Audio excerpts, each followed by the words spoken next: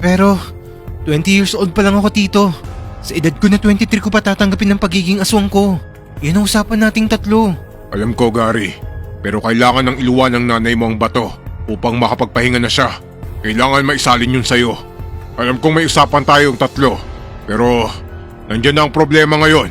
Pero hindi pa ako handa, Tito. Hindi mamamatay ang nanay mo hanggat hindi mo tinatanggap ang batong iluluwa niya, Gary. Mahihirapan lang siya ng mahihirapan.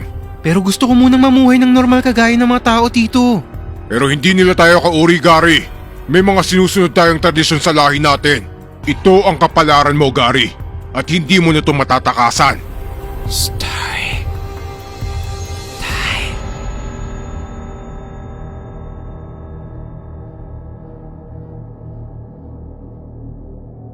Ako si Gary, 30 years old.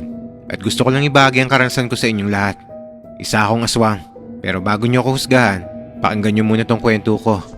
Namuhay ng mahabang panahon ng angkan ko sa isang liblib na kabundukan ng Kabisayaan. Isang pinuno ang ama ko at ang sabi nila sa akin noon ay pinatay siya ng isang albularyo.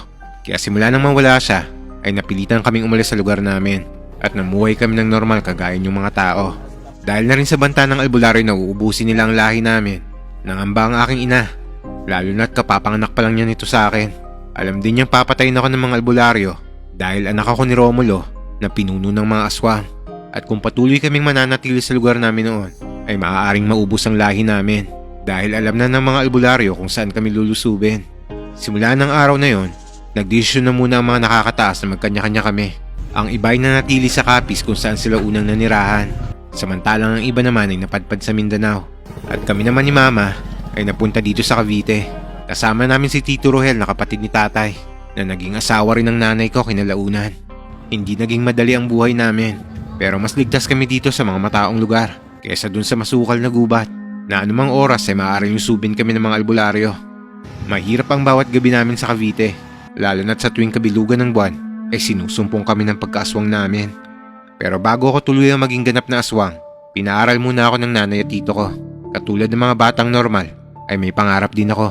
Pero dahil sa hirap ng buhay, high school lang ang natapos ko. Wala naman kasing sapat na kita sina tito at nanay dahil pareho silang walang pinag-aralan. Pangangalakal at paglalaba lang ang naging pangunahing trabaho nila. Hindi sapat para tustusan ng araw-araw namin, lalo na't mahal na ang mga bilihin. Kaya noong taong 2015, nagtrabaho ako sa isang kilalang grocery store dito sa Cavite. Dito ko naman nakilala si Audrey, isang cashier sa grocery store na pinagtatrabuhan ko. Maganda siya, pero hindi lang yun ang nagustuhan ko sa kanya, kundi sa kung anong ugaling taglay na meron siya. Mabait at mahinhin na dalaga. Malayo sa karamihang mga babaeng maharot at malalande. Si Audrey ay tahimik na babae at masipag sa trabaho. Bagay na ikinabibilib ng lahat ng mga superior namin. Mabilis na nahulog ang loob ko sa kanya dahil na rin sa madalas naming pagsasama tuwing break time. Nang magtapat ako ng pag-ibig sa kanya, humingi siya ng palugit sa akin para mapagdesisyon. Mabuting tao raw ako at ramdam niya na malinis ang intention ko sa kanya. Pero sa mga panahon na to, hindi pa siya handang magmahal ulit dahil sa iniwang sugat ng kanyang nakaraan. Naiintindihan ko, Audrey. Maghihintay ako hanggang sa maghilom ang mga sugat yan sa puso mo. Salamat, Gary. Teka, anong oras na ba? Hala, malilate na tayo. Tara na, balik na tayo. Nagmadali kaming tumakbo ni Audrey pabalik sa locker namin. Nagpulbo lang kami sa mukha saglit at saka nag-time in na rin upang makabalik sa trabaho. Ganun lagi ang sistema naming dalawa. Minsan, sumasama kami sa mga katrabaho naming gumigimik. Madalas naming pinupuntahan sa tuwing sahuran ay ang disco club. Masaya naman, kaso pagka-uwi ko sa bahay, pinapagalitan ako ni tito at ni nanay. Pagsabihan mo nga tong anak mo, madalas nang inuumaga ng uwi. Mukhang nawiwili na sa labas. Pagpasensya nyo na po ako, Tito Rohel. Hindi ko naman maiwasan yun. Tao po ako. At hindi pa po ako ganap na aswang. Kaya kung ano yung ginagawa ng normal na tao, gagawin ko rin. Sige po, dito na po ako. Magpapahinga na muna po ako. Dumiretso ako ng lakad at saka nilagpasan si Tito Rohel. Pero bago pa man ako makarating sa pintuan ng kwarto ko, ay hinawakan niya ako sa braso at saka hinila pabalik sa harapan niya. Nagiging bastos ka na yata, Gary. Baka nakakalimutan mo ang totoong mithiin natin. Sa ngayon ay kailangan nating magtago sa maraming tao upang pagtakpan ang lahing pinanggalingan natin. Ngunit darating ang araw na maghihiganti tayo. Pinangako ko yun sa ama mo. Bakit ba kasi kailangan ko pang maging aswang?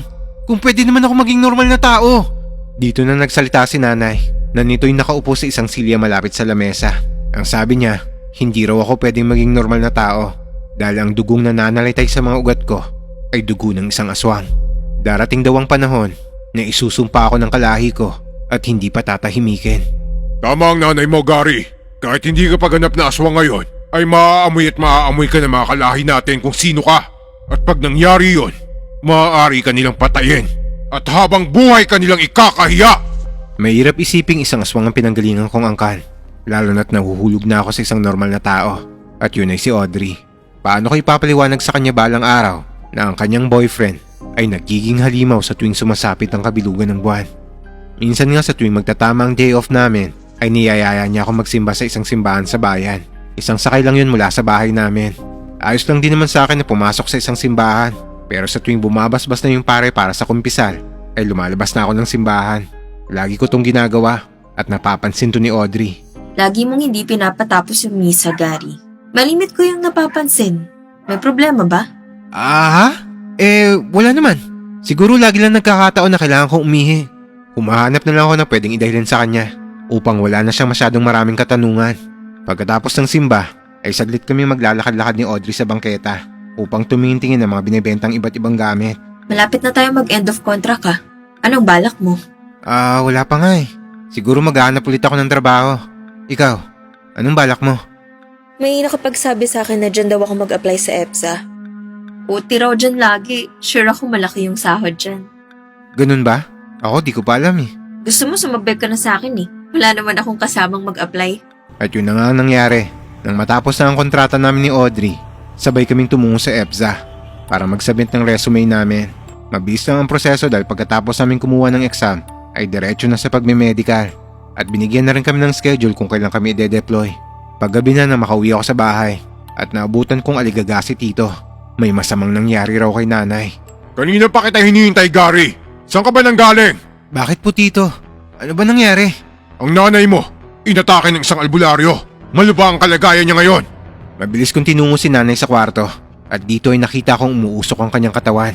Nag-hysterical din siya na tila may sumasanib sa kanyang spirito. Tumitirik ang mga mata nito na animoy naghihingalo na. Mabuti lang ay may natirang langis si Tito, ang kontra sa mga ritual ng mga albularyo. Nang lagyan ko siya nito ay medyo nahimasmasa na si nanay. Pero hindi lang siya makatayo dahil sa natamo niya galing sa albularyo. Ang kwento sa akin ni Tito, may inaswang daw si nanay sa kabilang bayan. Isang buntis raw. Ang hindi niya alam, may kapitbahay pala raw tong isang albularyo. Kaya agad nilang nakontra si nanay. Kaya kahit nakalayo na siya, ay natuntun pa rin ng special na orasyon si nanay. Ganyan kadelikado ang buhay nating mga aswang, Gary. Hindi man natin ginusto.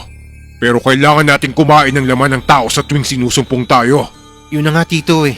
Kaya ayokong tuluyang maging aswang. Kasi delikado. Saka, anong laban natin sa mga makapangyarihang albularyo na yun? Ilang beses ko bang ipapaliwanag sa'yo, Gary? Kahit ayaw natin, wala tayong magagawa kundi ang yakapin ng pagkaaswang natin at makipaglaban hanggang sa huling hininga natin. Paano kaya kung magpatulong tayo sa mga albularyo na yan para matanggal tong pagkaaswang natin? Di ako na may alam sila tungkol dito, Tito. Sa tingin mo mag-aaksaya ang mga albularyo para gamutin tayo? Kung pwede naman na tayong patayin na lang. Hindi sila kagaya ng iniisip mo, Gary. Mahirap silang kausap. Mas gugustuhin pa nilang pumatay ng mga aswang kaysa sumubok na gamutin tayo. Pwera na lang kung kakilala natin sila. Pero hindi sa lahat ng pagkakataon ay nagtatagumpay sila sa panggagamot. Dahil sa konting pagkakamali lang nila, ay maaaring mamatay ang mga pasyente nila. Wala na ako naisagot nito kay Tito. Dahil sa tuwing may dadahilan ako sa kanya, may sarili din siyang paliwanag. Ganito na lang lagi ang sistema sa tuwing sinusumpong sila ni Mama. Lumalabas sila ng bahay upang maghanap ng bibiktimahin nila sa kabilang bayan. Minsan ay pumupunta sila sa mga ospital para dito kumuha ng mga sanggol. Madalas ay nagtatagumpay sila dahil na rin sa kanilang karanasan. Ang gawaing nilang to ay hindi ko masikmura. Sa tuwing makakakita ako ng lamang loob sa bahay, ay nasusuka ako. Normal lang daw to, sabi ni Tito at Nanay. Hindi pa ako natatakam sa mga lamang loob dahil hindi pa naman ako isang ganap na aswang. Pero balang araw, hanap-hanapin ko rin daw to. Dahil na rin siguro sa impluwensya ng mga tao sa akin sa labas, kaya kahit may dugong aswang ako, ay nagduduwal ako sa mga ganitong bagay. Hintayin mo ang hustong gulang mo, Gary, upang maging aswang kang tuluyan. Pagdating ng araw na yon, sikapin mong mahanap ang ibang kalahi natin at maghigante sa albularyong pumatay sa tatay Romulo mo. Sa totoo lang, galit din naman ako sa pumatay sa tatay ko, lalo na't hindi ko man lang ito nakita. Pero minsan, iniisip ko rin na tama pa bang maghiganti pa ako sa mga albularyong pinoprotektahan lang din ang mga biktima ng mga aswang. Masusunod po, Tito Rohel. Malamig na pagkasabi ko sa kanya dahil ang totoo, wala naman talaga sa isip ko ang mga bagay na to. Sinabi niya pa sa akin ang pangalan ng albularyong pumaslang sa tatay ko. Sebastian ang pangalan daw nito. Mag-iingat lang daw ako dahil ang albularyong to ay may tangan ng mutya ng kidlat. Isang kulay itim na bato na ang hugis ay pangil. Palagi niya raw tong suot-suot. Kung balang araw ay makakaharap mo man siya sa isang labanan, huwag kang mahipagsabayan sa kanya. Sikapin mong makapunta sa likuran niya ng palihim at dun mo kunin ang mutya niyang suot dahil yun lang ang paraan para matalo mo siya, Gary. Dumaan ang mga araw at lalo kaming naging malapit ni Audrey. Alam ko sa puntong to, malapit-lapit ko na rin siyang mapasagot. Pero habang palapit ng palapit ang mga bagay na to, unti-unti namang humaharang sa amin ang totoong pagkauri ko. Dahil sa mga panahon na to, ay nanghihina na si nanay. Dahil na rin sa iniwang spiritual na pinsalan ng albularyo sa kanya. Dito niya na binalak sa akin na ipasa ang pagiging aswang niya. Ayokong tanggapin ang bagay na to dahil may usapan kaming tatlo na magiging aswang lang ako sa oras na tamang edad na at handa na ako. Pero 20 years old pa lang ako, Tito. Sa edad ko na 23 ko pa tatanggapin ang pagiging aswang ko. Yan ang usapan nating tatlo. Alam ko, Gary, pero kailangan ng iluwan ng nanay mo ang bato upang makapagpahinga na siya. Kailangan maisalin yun sa'yo. Alam kong may usapan tayong tatlo, pero nandyan na ang problema ngayon. Pero hindi pa ako handa, Tito. Hindi mamamatay ang nanay mo hanggat hindi mo tinatanggap ang batong iluluwa niya, Gary. Mahihirapan lang siya ng mahihirapan. Pero gusto ko munang mamuhay ng normal kagaya ng mga tao, Tito. Pero hindi nila tayo kauri, Gary. May mga sinusunod tayong tradisyon sa lahi natin. Ito ang kapalaran mo, Gary. At hindi mo na ito matatakasan. Pero Tito, hindi ko talaga kaya. Kayanin mo. Kagaya ng pagkaya ng nanay mo para iligtas ka lang sa mga albularyong yon. Hindi ka ba naaawa sa kalagayan ng nanay mo ngayon? Tanggapin mo na ang bato para makapagpahinga na ang nanay mo. Wala na ba talaga tayong ibang paraan upang mabuhay pa si nanay, Tito? Hanggang dito na lang ang nanay mo. Masakit pero kailangan nating tanggapin ang tadhana niya. Malakas ang albularyo na kasagupan nila dati ng tatay mo. Kaya kahit hindi man siya natamaan ng sandata, ay tinablan naman siya ng orasyon ni Sebastian. Napasulit po ako kay nanay nito na nakahiga sa higaan niya habang mariin ang mga ihip-buga ng hininga. Madidinig ko rin ang mga ungos niya na halatang nahihirapan na. Sobrang payat na rin ito at lumalabas na rin ang mga ugat niya sa katawan. Kung tutuusin, sobrang nakakaawa si nanay sa kalagayan niya ngayon. Kaya nilapitan ko siya sa kaniyakap. Nay, hirap na hirap ka na. Mahirap din para sa akin to. Pero maraming salamat sa lahat ng sakripisyo mo para maitago ako sa mapanganib na albularyo na yon. Pero kung ito lang ang paraan para makapagpahinga ka na, sige po, tatanggapin ko na ang batong iluluwa mo. Kahit hindi makapagsalita si nanay, ay kita ko ang ngiti niya sa labi nang sabihin kong tinatanggap ko na ang batong iluluwa niya. Maya-maya pa ay umubos siya ng malakas at nanginig ang kanyang buong katawan. Nang tumirik ang mga mata niya, ay dito niya na sinikap na iluwa ang bato ng pagkaaswang niya. Sige na, Gary. Lunukin mo na yan. Napalunok ako ng laway at halos maduwal ako nang makita ko na ang kulay itim na batong iniluwa ni nanay. Marahang kong dinampot to at saka inilapit sa bibig ko. Nang marinig ko muli ang boses ni Tito Rohel, ay dito ko na tuluyang isinubo to. Matapos ko tong malunok, ay ramdam ko kagad ang mga buto ko na tila nagsisikalasan sa loob. Ang mga kalamnan ko na animoy nagbabalyahan sa loob. Napapabaluktot ang katawan ko sa sobrang sakit na nararamdaman ko. Halos mawalan ako ng hininga habang namimilipit sa sakit. Ilang minuto rin bago mawala ang sakit. Nang tumayo ako, ay niyakap ako ni Tito. Binati niya ako dahil isa na raw akong ganap na aswang. Pero sa kabila ng lahat ng to, ay kasabay rin ito ang kalungkutan ko dahil wala na ang nanay ko. May kabuluhan ng pagkawala ng nanay mo, Gary. Anak ka ni Romulo, isa sa pinakamalakas na aswang. Kaya naniniwala ako na maipaghihiganti mo ang buong lahi natin. Patayin mo ang lahat ng albularyong sasalungat sa ating adhikain. Wala akong maisagot sa sinabi nito ni Tito. Tahimik lang ako nito habang pinagmamasdan ng bangkay ni nanay sa ibabaw ng katre. Nang gabing to ay sinunog namin ni Tito sa likod ng bahay namin ng labi niya. Habang isinasagawa namin to ay tumutulo ang mga luha ko. Dito ko lang napagtanto na sobrang sakit pala mawala ng isang ina. Kinabukasan ay matamlay akong pumasok sa trabaho. Napansin to ni Audrey. Kaya nang matapos ang shift namin, niyaya niya ako sa isang mall malapit lang din sa EBSA. Kanina ka pa tulala dyan ah. Tapos hindi makausap sa trabaho. Dahil dyan, ililibre kita ng Andy Rice. Ngumiti lang ako sa kanya bilang sagot ko at saka umupo sa isang bakanteng lamesa. Siya na rin ang umorder ng pagkain namin. Nang makabalik naman siya sa lamesa, ay muli siyang nagtanong ko ano ba talaga ang problema ko. Wala. May mga bagay lang na dapat kong pagtuunan ng pansin. Gaya ng ano? Mundi ko na nga sabihin sa kanya ang pagiging aswang ko nito eh. Pero ang sabi ko na lang sa kanya ay personal na mga bagay lang. At ayoko muna siyang madamay dito. Pero nagulat ako nang hawakan niya ang palad ko. Hindi ako sanay na malungkot ka, Gary. Eto, para sumaya ka, sinasagot na kita. Girlfriend mo na ako! Nakangiti niya tong sinabi sa akin. Pero imbis na saya ang maramdaman ko, ay takot at kaba. Kaba na baka malaman niya isang araw na isa akong aswang at tuluyan niya akong layuan. Takot na baka pati siya ay madamay kapag inatake na ako ng sumpang meron ako. Ha? Tayo na? Oo, Gary. Tayo na. Ayaw mo ba? Bakit parang hindi ka masaya? Hindi. Masaya ako, Audrey. Sobrang saya. Kahit pilit ng ngiti, ginawa ko pa rin. Ito na yung matagal kong hinihintay. Ang matamis niyang oo. Pero ito na rin ang kinakatakutan ko.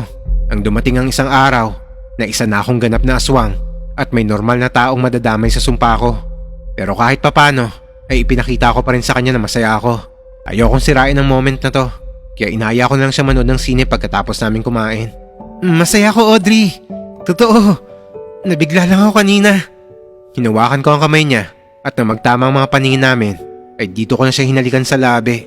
Patunay ko sa kanya to na mahal ko siya. Hanggang ang paglabas namin ni Audrey ay napapadalas na kahit na malimit na ipinagbabawal na to ni Tito Rohel. Hanggang isang gabi, kalalabas lang namin ni Audrey galing sa trabaho. Habang naglalakad kami ni Audrey sa kanto para maghintay na masasakyan namin pa uwi, ay biglang nakaramdam ako ng kakaiba sa katawan ko. Anong problema, Gary? Wala, Audrey. Huwag kang mag-alala.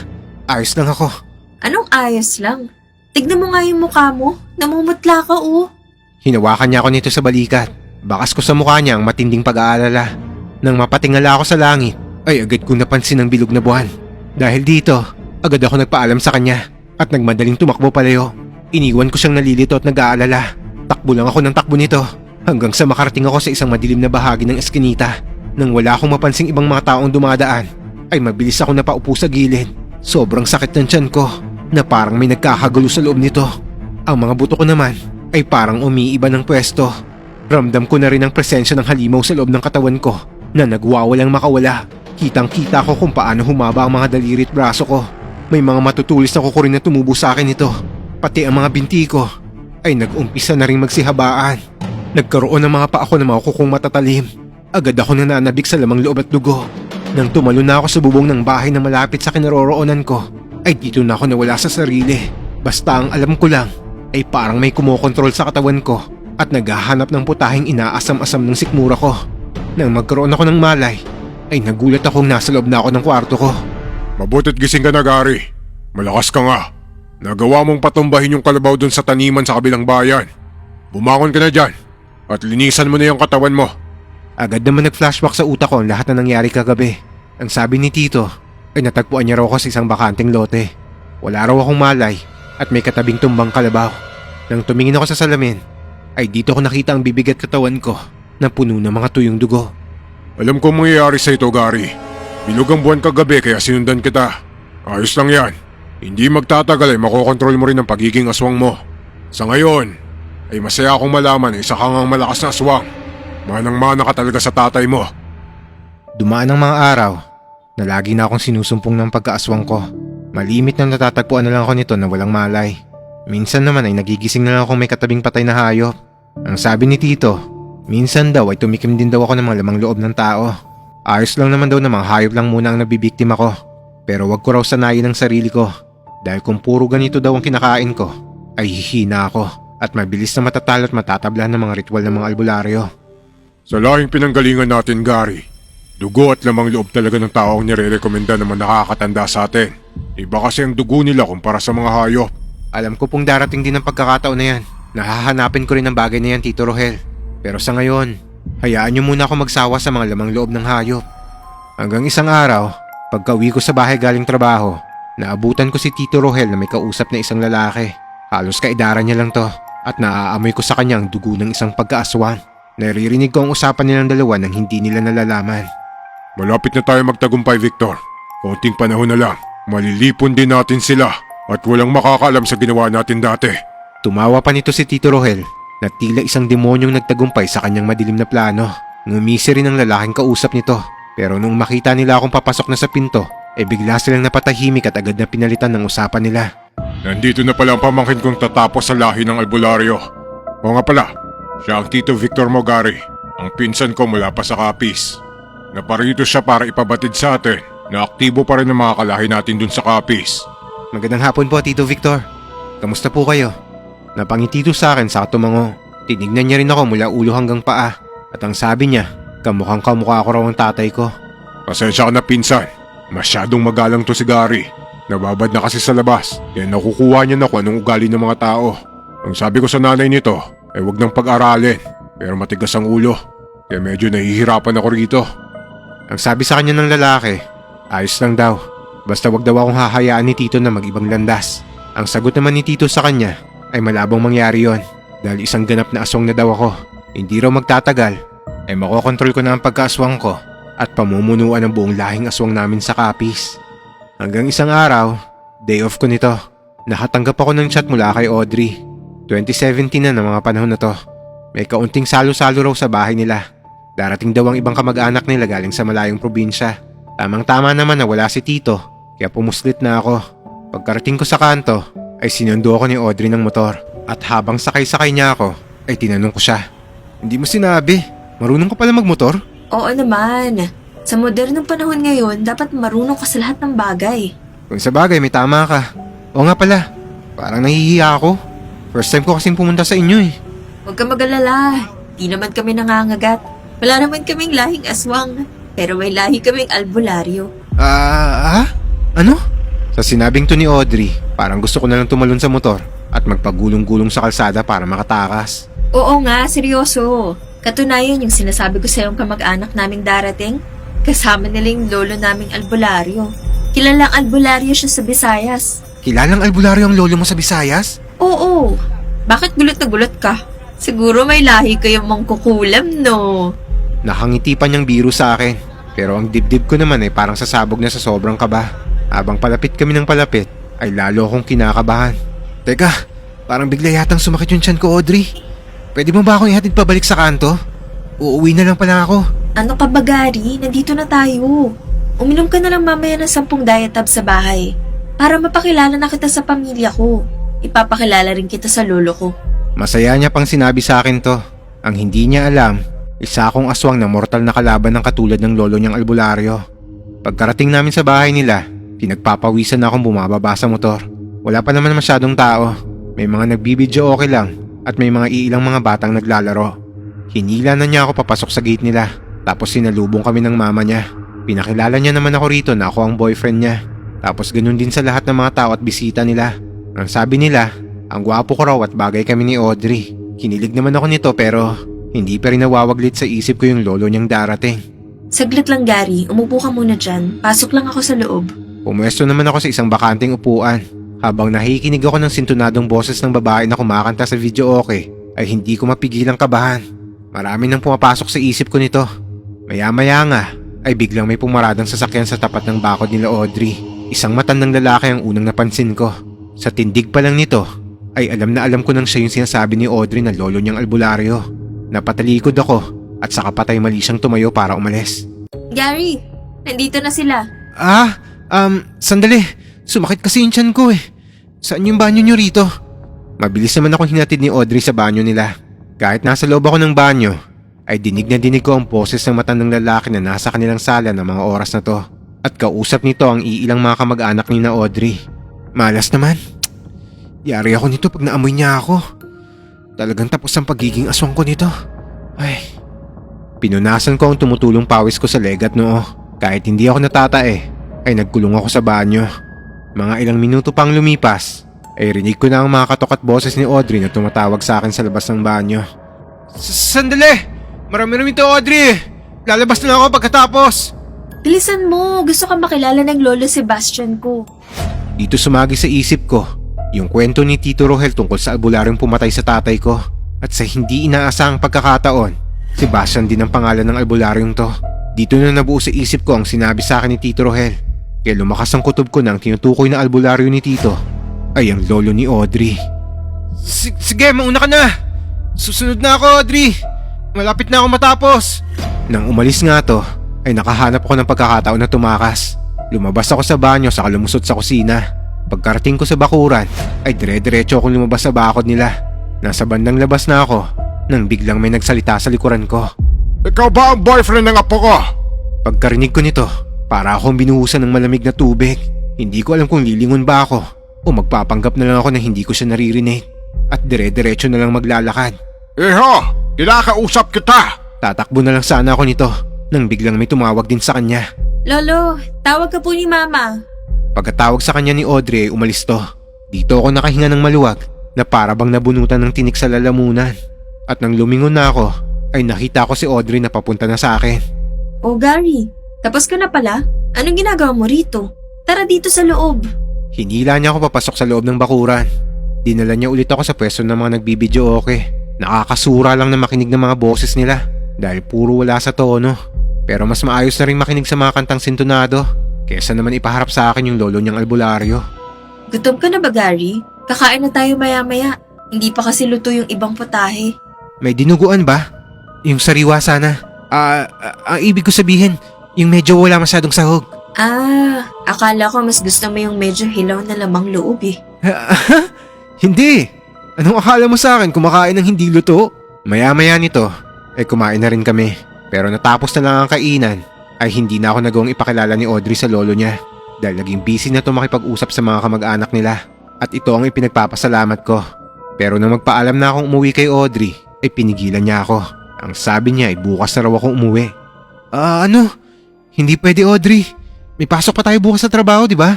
Saka, baka patayin ako ng mga magulang mo. Hindi no. Sila nga yung nagsabi na dito ka na lang matulog. At saka, di naman tayo matutulog sa iisang kwarto no. Baka mamaya, gapangin mo pa ako. Di pa ako ready. Sira, hindi ako ganun, no? Pero kailangan ko na talagang umuwi, Audrey. Bilog pa naman ang buwan mamaya. Ha? Ano naman ang kinalaman ng bilog na buwan? Basta, hindi talaga pwede, Audrey. Sorry Pero kahit anong tanggi ko sa kanya, ay wala pa rin akong takas. Idagdag mo pa yung mga pinsan nitong ayaw rin akong pauwiin. Ang sabi nila, ay may inuman daw mamayang gabi.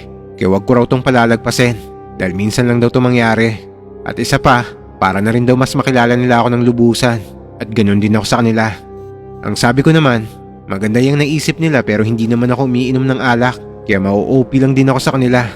Basta, bukas ka na umuwi. Tapos ang usapan. Sige ka, magtatampo ako sa'yo pag umuwi ka. Hanggang sumapit na nga ang gabi. Mabuti na lang hindi na lumabas ang bahay yung lolo ni Audrey para sumabay sa pag-iinom namin. Ang sabi nila, wala talagang hilig sa pag-iinom ang lolo nila.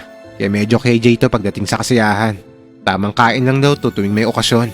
At hindi to nakikihalubilo sa mga bisita.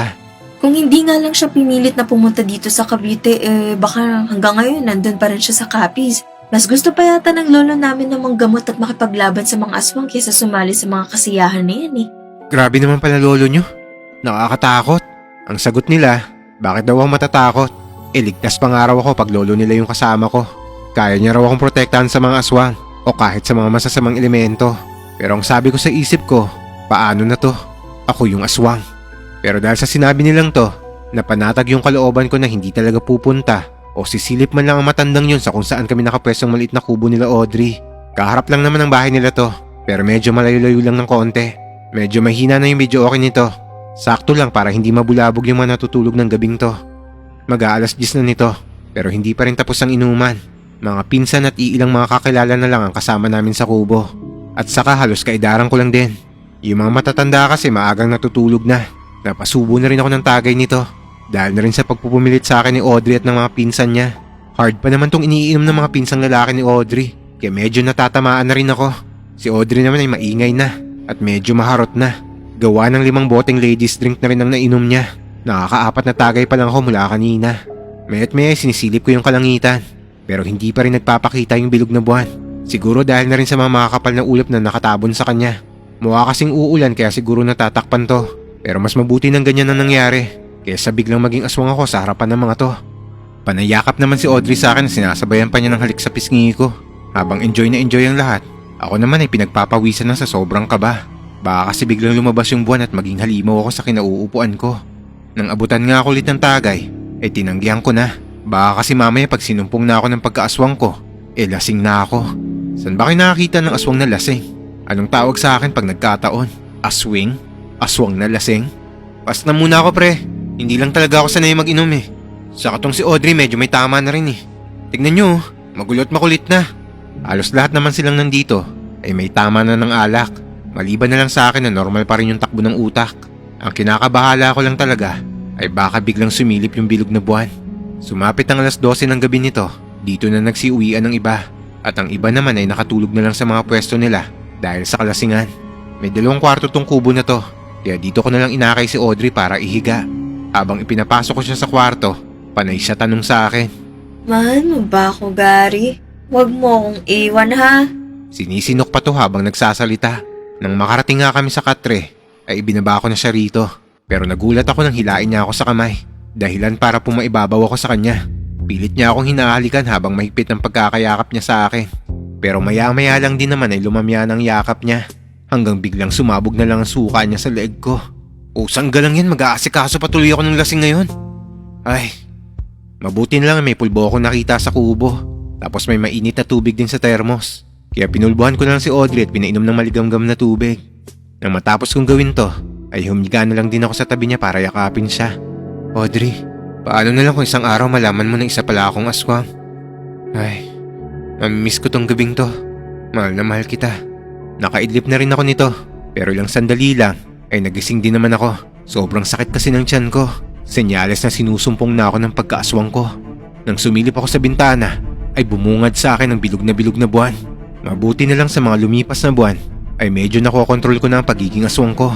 Bago ako tumalon sa bintana, ay tinignan ko pa si Audrey na mahimbing nang natutulog. Nang makatalon na ako, agad akong tumakbo na mabilis. Nakarating ako sa isang masukal na kakahuyan. At dito'y nagpagulong-gulong ako habang nagpapalit ng anyo bilang isang aswang. At nang matapos ako magpalit anyo, ay isang lalaki naman ang nakita ko sa tabi ng isang malaking puno. Kahit hindi ko pa man tuluyang nakikita ang mukha nito, ay alam na alam kong lolo to ni Audrey. Mga 10 di pa lang ang agwat naming dalawa. Napaistatwa na lang ako sa kinatatayuan ko sa kaba. Sinabi ko na nga ba na isa kang aswang? Kanina pa kita binabantay ng hindi mo lang alam. Malakas ang kutob ko na ang lahing pinanggalingan mo ay lahi ni Romulo. Tama ka, tanda. Anak ako ni Romulo na pinaslang mo. Anong sabi mo? Pinatay ko? Isa akong albularyo. Pero hindi ako ang pumatay sa tatay mo, bata. Huwag ka nang magmaang-maangan, tanda. Bata pa lang ako ay itinatak na sa utak ko ng Tito Rohel ko ang pangalan ng albularyong pumatay sa tatay ko. Klarong-klaro ang pagbigkas niya ng pangalan at lugar mo. Tumawa siya sa akin at tila ba nagpaparatang lang ako sa mga sinasabi ko. Lumakad siya ng marahan palapit sa akin. Napansin ko ang suot nitong mutya, kaya delikado ko kung lalabanan ko siya. Kaya tumalon ako sa isang sanga ng puno at tatakas na lang sana. Pero bigla akong nahulog sa hindi ko malamang dahilan. Dito ko lang napagtanto na ginamitan pala niya ako ng isang taktika sa pag-oorasyon. Pero mabilis naman akong tumayo. Totoo nga ang sinabi nila na hindi ka basta-bastang albularyo lang. Totoo yan. Ang hindi lang totoo ay yung sinabi mo na ako ang pumatay sa tatay mo. Kahit kailan talaga ay sinungaling yung Tito Rohel mo. Natatawa akong isipin na ipapaako niya sa iba ang kahayupang siya naman talaga ang may gawa. Dito ako nalito sa sinabi ng matandang to. Pero mas lalo akong nalito nang sabihin niya ng derechahan sa akin na si Tito Rohel at Tito Victor daw ang pumaslang sa tatay ko. Dagdag pa niya, noong mga panahong to ay nandun siya mismo na pagtulungang patayin ni Tito Rohel at Tito Victor ang tatay ko. Gusto raw nilang baguhin ang pamumuno ng tatay ko. Dahil ng mga panahon daw na yon ay nakipagkasundo si tatay sa mga albularyo na gumawa ng paraan para gamutin ang buong lahi ng aswang at ibalik kami sa normal na tao. Pero tutol daw si Tito Rohel at Tito Victor dito. Walang ibang hiling daw si tatay, kundi ang subukan at tumuklas sa mga gamot para sa sumpang meron kami. Kaya raw siya lumapit sa mga albularyo. Noong gabing kikitain na sana kami ng tatay mo sa isang lugar, ay kasama niya ang Tito Rohel mo at ang pinsan nilang si Victor. Bago pa man kami makalapit ng tuluyan sa kanila, ay pinagtulungan na nilang patayin ang tatay mo at ipinalabas sa buong lahi nyo na tinraidor namin ang tatay mo. Doon na rin nagsimulang magwatak-watak ang buong lahi nyo dahil na rin sa ayaw ng Tito Rohel mo na malaman ng buong angkan nyo ang pagtatraidor nila sa tatay mo. Sa madaling salita, pinaniwala niya kayo ng nanay mo na kami ang responsable sa pagkamatay ni Romulo. Pero ang totoo, Sila ng Tito Victor mo ang may gawa nun! Halos masiraan ako ng ulo sa revelasyong ibinunyag sa akin ng lolo ni Audrey. Kaya pala simula noon, kahit anong diin nilang maghiganti ako sa pagkamatay ng tatay ko, ay hindi ako nakakaramdam ng galit sa mga albularyo. Dahil wala pala talagang kinalaman ng lahing albularyo sa pagkamatay ng tatay ko. Pero hindi kita pwedeng hayaang makatakas ngayon. Lalo na't magkarelasyon na kayo ng apo ko. Naiintindihan ko. Siguro nga tama yung lahat ng mga sinabi mo. May mga narinig ako nung naabutan ko silang dalawang mag-usap. Pero hindi ako papayag na mahuhuli mo ako ngayong gabi. Kung ganon, kailangan ko palang gumamit ng dahas para pasukuin ka. Nang makita kong bumubulong na naman to ng orasyon, ay pinangilan ko siya at saka sinugod. Pero nang uundayan ko na siya ng kalmot, ay mabilis siyang nakaiwas. Tumilapon naman agad ako nang gumanti siya. Maya-maya pa, habang naglalaban kami, ay biglang dumating naman sina Tito Rohel at Tito Victor. Hinahanap daw nila akong dalawa dahil nag-aalala sila dahil hindi pa rin daw ako nakakauwi at hindi nga sila nabigong mahanap ako. Sinabi ko na nga ba ikaw yan, Sebastian? Malayo pa lang kami, amoy na amoy ko na yung dugo mong umaalingasaw. Nagkita ulit tayong tatlo, Rohel at Victor. Ang huli nating pagkikita ay doon sa labas ng gubat noong... Tumigil ka, tanda! Huwag mo nang ituloy ang sasabihin mo. Alam ko nang totoo, Tito Rohel. Kayo ang pumatay sa tatay ko. Pinaniwala niyo ako sa mahabang panahon. Tapos kayong dalawa pala ang traidor sa angkan natin. Naniwala ka naman sa albularyong yan. Hindi ba't ang sabi ko, mapanlin lang sa ating di mapagkakatiwalaan? Ano naman ang dahilan ko para gumawa ng mga hindi totoong kwento? Wala akong mapapala dyan. Tumigil ka. Sinungaling kang matanda ka. Ikaw ang tumigil, Tito Rohel. Hindi mo na pwedeng ipagkaila pa. Nagtiwala kami ng lubos ng nanay ko sa'yo. Tapos ikaw pala ang pumatay sa tatay ko. O siya, o na. Ako ang pumatay sa tatay mo, Gary. Pero ginawa ko yon para sa buong lahi ng mga aswang. Ang tradisyon na pamana pa ng ating mga sinaunang mga ninuno ay balak ng wakasan. Ang pagkaaswang nating ito ay walang sino ang pwedeng pumigil. Nasa dugo na natin to at mamamatay tayong dalawa to. Kaya niwakasan ko ang buhay ng tatay mo. Kung binigyan mo lang sana ng pagkakataon ng kapatid mong si Romulo, marahil ngayon ay wala ng gulo sa pagitan ng mga albularyo at mga lahing aswang. Pero dahil sa kasakimian mong pamunuan ng lahi nyo at gamitin tong anak ni Romulo, ay umabot tayo hanggang dito. Ngayon, sabihin mo sa akin kung sino sa ating dalawang mapanlinlang, Rohel. Galit na sinugod ni Tito ang albularyo. Pero kahit sumabay na si Tito Victor, ay hindi man lang nila napapatumba ang matanda. Patunay na masyadong malakas ang taglay nitong mutya at kayang-kaya nitong sabayan ang dalawa ng magkasabay. Hindi ko na tuloy alam kung sino ang kakampihan ko sa kanila. Kaya nagdesisyon na lang akong tumakas ng palihim. Galit na galit ako kay Tito Victor at lalong-lalo na kay Tito Rohel. Ilang taon niya akong pinaniwala sa mga kasinungalingan niya. Kaya hinayaan ko na lang silang mahipaglaban sa albularyo na yon. Habang patakas ako, bigla ko namang nakita si Audrey na nakatayong nakatingin sa akin. Nahimasmasan na pala ito mula sa pagkalasing niya. Kanina pa raw siya nandito. At lahat ng pinag-usapan namin ng lolo niya ay narinig daw niya. Audrey, magpapaliwanag ako. Hindi ko sinabi sa'yo agad. Dahil hindi ko alam kung maniniwala ka ba o hindi. Hanggang kailan mo balak itago to? Hanggang kailan mo ko balak lokohin? Hindi ko alam. Patawarin mo ko. Pero mahal kita, Audrey. Higit pa sa alam mo. Hindi ko alam kung paniniwalaan ko pa yan, Gary. Sige na, tumakas ka na. Baka may makakita pa sa yung iba at baka maabutan ka pa ng lolo ko rito. Audrey, patawarin mo ko. Sana maintindihan mo ko. Ito na nga yung araw na matagal ko nang kinatatakutan. Ang malaman niya na isa akong aswang. Pero wala akong magagawa kung ano man ang maging reaksyon niya. Wala akong karapatan para pigilan siyang mawala sa akin. Dahil alam ko, ang lahing pinanggalingan namin ay mortal na magkalaban.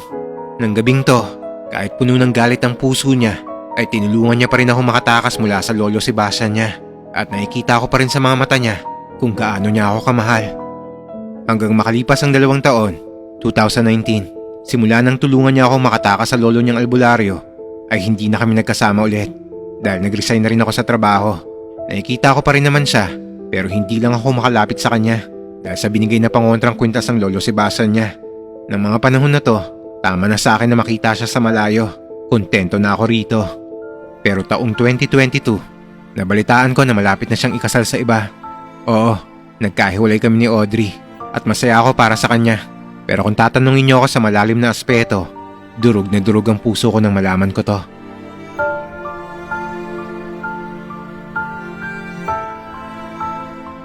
Hanggang 2023, Nagkahiwalay sila ng asawa niya at nagkabalikan kami ng taon na to.